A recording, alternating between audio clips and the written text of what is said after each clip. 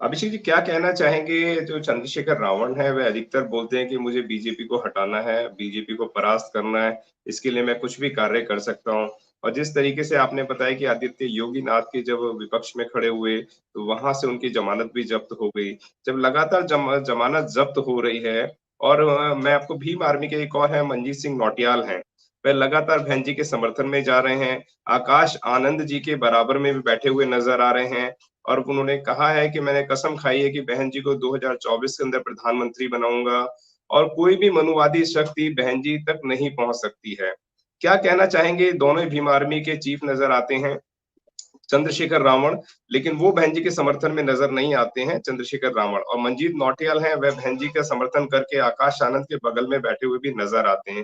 किस तरीके की विचारधारा है? क्या कहना चाहेंगे? किस नजर से आप देखते हैं? एक बात तो मैं आपको बता दूं कि इस बात को कभी भी चंद्रशेखर आजाद जो है एक्सेप्ट नहीं करेंगे। क्यों नहीं करेंगे?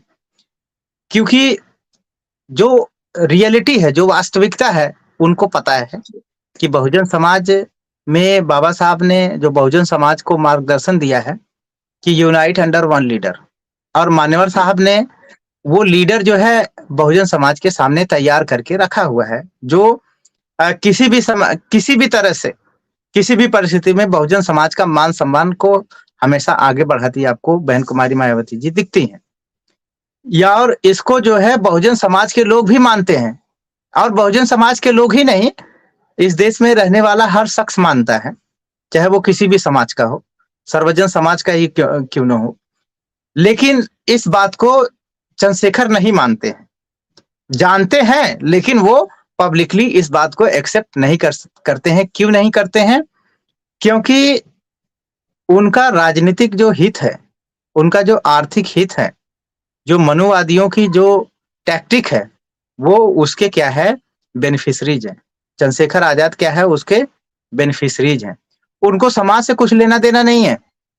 समाज में वो जिन बातों की बात करते हैं और जिन महापुरुषों का नाम लेते हैं, अगर उन महापुरुषों का उन्होंने पूरा जीवन अध्ययन किया हो, तो उनको पता चल जाए कि महापुरुषों ने किस तरह से इस समाज के लिए संघर्ष किया है, कैसे इस समाज को संघर्ष करके बहुजन समाज को उनके पैरों पे खड़ा किया है। लेकिन केवल महापुरुषों का नाम लेने से ये समाज पैरों पे खड़ा नहीं होगा। महापुरुषों के बताए हुए रास्ते पे चलने से ये समाज जो है अपने पैरों पे खड़ा होगा। लेकिन चंद्रशेखर रावण ऐसा नहीं कर रहे हैं। वो क्या कर रहे हैं? वो जानते हैं कि ये पूरा समाज बहन जी के साथ इकट्ठा है, यूनाइट है। इस यूनिटी को कमजोर करने का जिम्मा जो है चंद्रशेखर रावण ने उठाया है। और बहुजन समाज की अगर यूनिटी को कमजोर किया जाए तो इसमें फायदा किसका है? इसमें मनुवादी पार्टियों का फायदा है। इसलिए चंद्रशेखर रावण जो है एक एजेंट के रूप में, एक मनुवादी या एक आरएसएस के एजेंट के रूप में बहुजन समाज को हमेशा तोड़ने का काम कर रहे हैं, कमजोर करने का काम कर रहे हैं। और इसके लिए वो क्या काम कर रहे हैं? जो भावनात्मक इशू है उसके ऊपर बहुजन समाज को गुमराह करने की कोशिश कर रहे हैं। बहन जी के खिलाफ कैंपेन चला रहे हैं, बहन जी और आकाश आनंद के खिलाफ कैंपेन चला रहे हैं, बहुजन समाज के बड़े बड़े पदाधिकारियों के खिलाफ कैंपेन चला रहे हैं, और सिर्फ एक बात साबित करने की कोशिश कर रहे हैं कि बहुजन समाज पार्टी और महापुरुषों के जो लक्ष्य है, महापुरुषों के बताए हुए रास्ते हैं, उससे भटक गई। जबकि ये खुद अपने निजी स्वार्थ में इतने अंधे हो चुके हैं कि इनको जो बहन जी का, अगर भाई समाज का आप चाहते हैं भला हो, तो आपको बहन जी के नेतृत्व में काम करने की जरूरत है। जो भी समझदार आदमी बाबा साहब का अनुयायी है, चाहे मान्यवर साहब का अनुयायी है, अगर वो समझता है कि मुझे समाज के लिए कुछ करना है, तो वो बहन जी के नेतृत्व में काम करना शुरू कर देता है। अगर कोई भी व्यक्ति कितना भी अच्छा हो, अगर वो बहन जी के नेतृत्व में काम करने के लिए राजी नहीं है, तो ये समझ लीजिए कि वो इस समाज का विरोधी है। ये वो बहुजन आंदोलन का, बहुजन महापुरुषों की विचारधारा का विरोधी है। और इसके लिए मैं ये हवाई फायर नहीं कर रहा हूँ, या ये केवल मैं बातों की बात नहीं कर रहा हूँ कि ये बात ऐसी हमें कहनी चाहिए। अगर आपको इस बात को एविडेंस के रूप में प्रूफ चाहिए, तो आप अब देख लीजिए कि मान्यवर साहब कांसीराम ने जो बामसेफ की स्थापना की, वो बामसेफ 82-83 आते आते जो है उसमें फ्रैक्शन हो गए, उसमें टूट हो गई। लेकिन जिन लोगों ने, हालांकि मान्यवर साहब ने इस पे एक लंबा भाषण दिया हुआ है, कि कैसे उन्होंने राजीव गांधी से इस बारे में पता किया कि कैसे कांग्रेस ने बामसेफ को तोड़ा था, और उन लोगों का नाम भी बताया कि जिन लोगों ने बामसेफ को तोड़ने के लिए क्या है साजिश रची थी, बामसेफ के लोग। उन लोगों ने फिर चुप होके फिर 86 से बामसेफ का नाम का संगठन शुरू किया, और 86 से अगर आज तक देखेंगे तो बामसेफ के एक नहीं अनेकों धड़े हो चुके हैं, अनेकों बामसेफ के राष्ट्रीय अध्यक्ष बन चुके हैं, और अनेकों जो बामसेफ हैं उसने राजनीतिक पार्टी भी बनाई है। और उन लोगों ने क्या काम किया है? सिर्फ महापुरुषों का नाम लेके समाज को गुमराह करने का काम किया है। और आज भी आप देखेंगे कि हमारे कर्मचारी, बहुजन समाज के कर्मचारी बड़े पैमाने पर उन लोगों के बातों में आके समाज को गुमराह करने की का काम करते हैं और समाज को कमजोर करने का काम करते हैं। तो ये आपके सामने एक एविडेंस है कि एक बामसेफ जिसने लगभग 5-7 साल मान्यवर साहब के नेतृत्व में काम किया, उसने इस देश की राजनीति जो हालत है, जिसपे पहले राजनीति में हमेशा मनुवादियों का कब्जा होता था, मान्यवर साहब के नेतृत्व में जो बामसेफ ने काम किया, उसके संघर्षों के कारण जो है बहुजन समाज पार्टी जब मैदान में आई तो उसने मनुवादियों के राजनीति में जो एकाधिकार था उसको तोड़ दिया। लेकिन उस बामसेफ के लोगों ने आज जो है फिर से मतलब लगभग 40 साल से ऊपर होने जा रहे हैं, 35-40 साल हो गए हैं, वो लगातार उस बामसेफ के माध्यम से अपने नए-नए विचार रखते हैं, लेकिन वो केवल समाज को गुमराह करने के, क्या उन विचारों से समाज को कभी 1 इंच का कोई फायदा हुआ?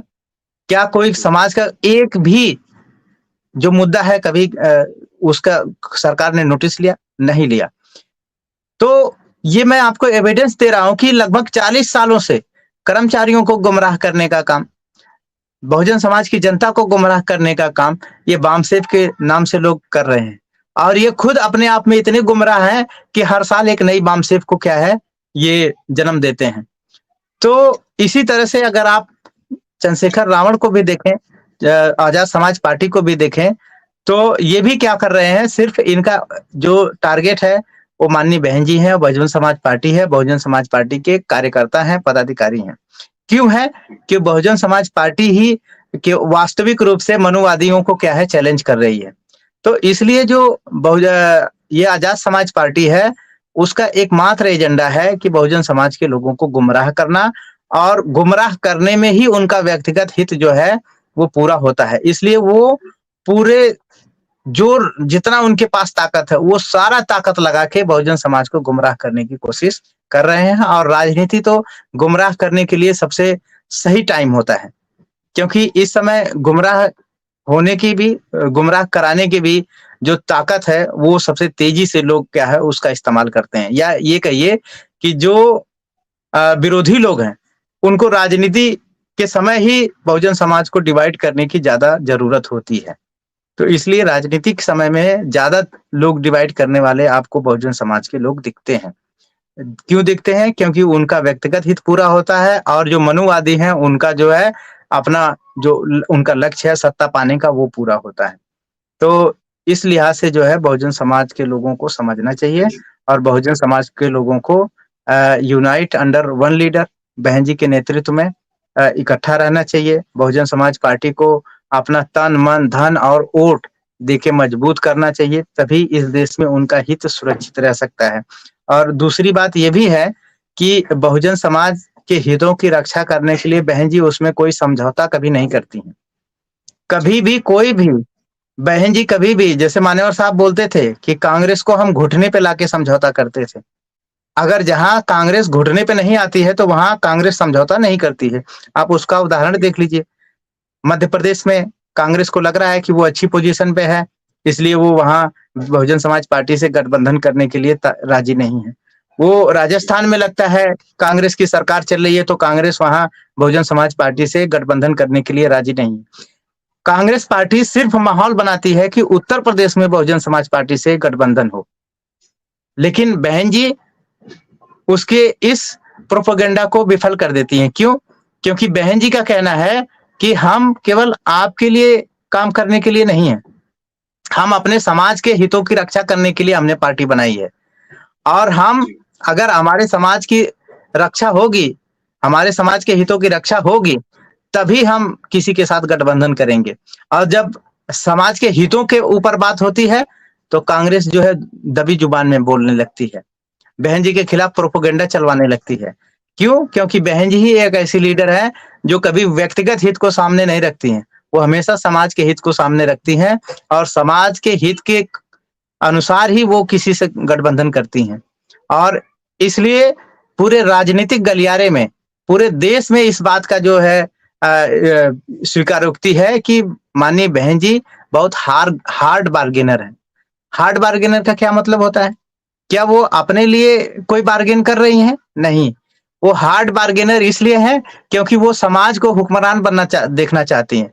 वो जब भी उनकी बार्गेनिंग होती है तब यही बार्गेनिंग होती है कि समाज का मनोबल कैसे ऊँचा बढ़ाए, समाज का मान-सम्मान कैसे ऊँचा बढ़े, कैसे समाज का लोग हुक्मरान बने, कैसे समाज के लोगों का हित जो है, चाहे वो आर्थिक हो, सामाजिक हो, राजनीतिक, कैसे उसको जो है सेव किया जाए। और मनुवादी पार्टियाँ जब समाज के हित की बात आती है तो वो गठबंधन उनको बुरा लगने लगता है। तो इसीलिए लोग कहते हैं कि बहन जी बहुत हार्ड बार्गेनर है। हार्ड बार्गेनर का मतलब है कि वो अपने व्यक्तिगत हितों के लिए समझौता नहीं करती, वो हमेशा समाज के हितों के लिए समझौता करती हैं। और जबकि हमारे समाज का और मनुवादी समाज का जो हित है वो विपरीत है। इसलिए मनुवादी जो है कभी भी बहुजन समाज के हितों को ध्यान में रख के वो समझौता नहीं करता है। तो बहुजन समाज के लोग अगर किसी मनुवादी पार्टी के साथ, किसी मनुवादी पार्टियों के इशारे पे कोई गठबंधन करते हैं तो इसका मतलब है कि उनको समाज से कुछ लेना-देना नहीं है। वो अपने हितों को पूरा करने के लिए, बहुजन समाज को गुमराह करने के लिए उस तरह का गठबंधन बनाते हैं। ये बात हमारे जो भी लोग हैं उनको समझने की ज़रूरत है, या इस बात को वो विचार करें कि हम जो कह रहे हैं वो सही है या नहीं है। जी। अगर आपने अभी तक हमारा चैनल सब्सक्राइब नहीं किया है तो सब्सक्राइब करें और घंटी का बटन बिल्कुल भी दबाना ना भूलें ताकि सभी लेटेस्ट खबरें पहुंच सकें आप पे सबसे पहले।